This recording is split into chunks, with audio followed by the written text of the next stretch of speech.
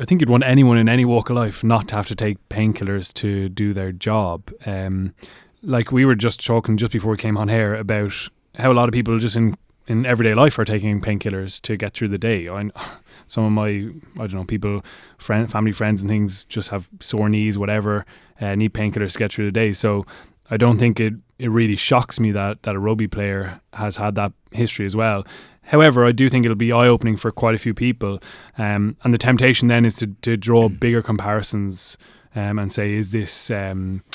should this be legal in sport? Should you be allowed to take painkillers just to get on the pitch and play to the max of your ability? Andy, I'd be interested in your opinion just as a physio. Like, I guess it's probably changed since Brian was playing even. Even he referenced that himself, the fact that this probably isn't the common thing anymore, really.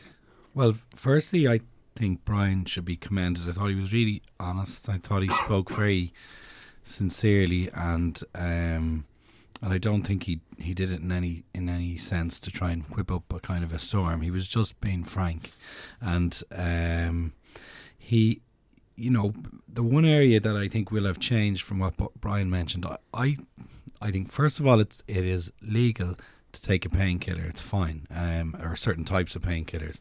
So you're talking about low level over the counter painkiller tablets you buy in a chemist for soreness, stiffness, and I think Brian referenced that it was largely the older players who were carrying knocks, who've more mileage on the clock, and that's fine.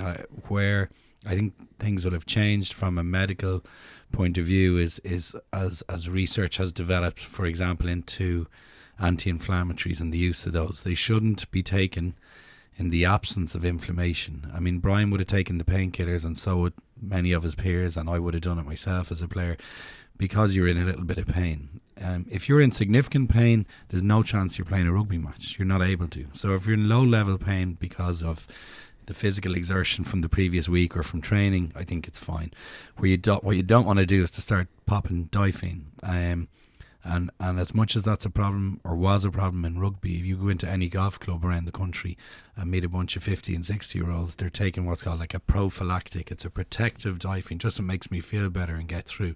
That ought not to be the case ever. These tablets are not good for your stomach health. They're not good for you, and they ought to be used sparingly. And I think as medicine has advanced, so has the experience for medical teams, and they're very, very cagey and reluctant to prescribe anti-inflammatories unless there is that inflammation present. And if they do prescribe, they prescribe sparingly and responsibly. So I think that's my view from a healthcare professional's point of view.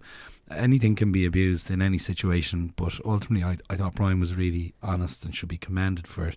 And I don't think there's an underlying... I know Paul Kimmage has written an article saying, it's the hidden issue, that's the dark underbelly of rugby, painkillers to get through games. I don't think that's the case. I think that's a bit of a quantum leap from where Brian was talking from.